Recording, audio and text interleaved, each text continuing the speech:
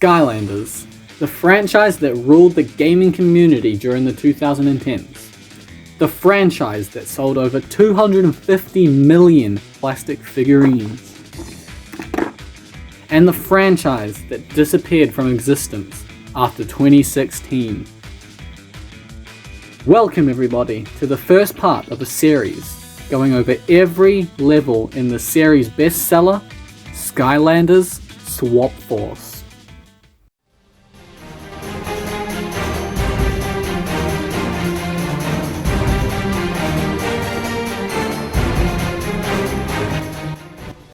Before we begin with the levels, let's go over a brief history of the game.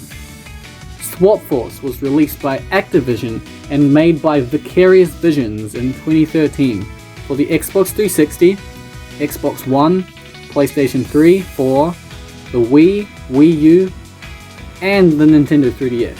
Swap Force was the third installment in the franchise, with the main selling point being the swap abilities.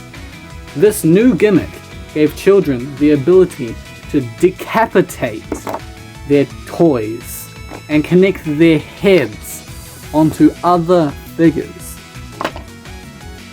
This gimmick is, in my opinion, the best in the whole Skylanders series because of the real-world ability to mix and match your toys. There's also just something weirdly satisfying about connecting the different parts. Oh yeah! Swap Force was also the introduction of jumping. Yeah, somehow it took 3 games to finally be able to platform in a platforming game. Swap Force is also the best selling with over 6 million copies sold. A quick summary of the story is that there is a huge magic volcano in the Cloudbreak Islands, where 4 ancient elemental creatures go to replenish all the magic in Skylands every 100 years.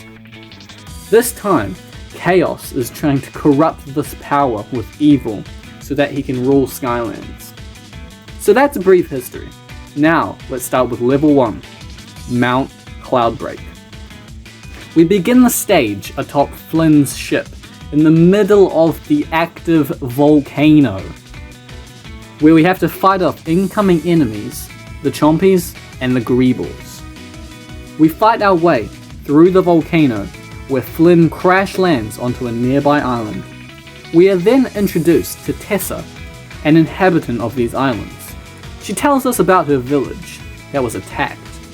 We then have to journey through the jungle to get to the village, Woodburrow.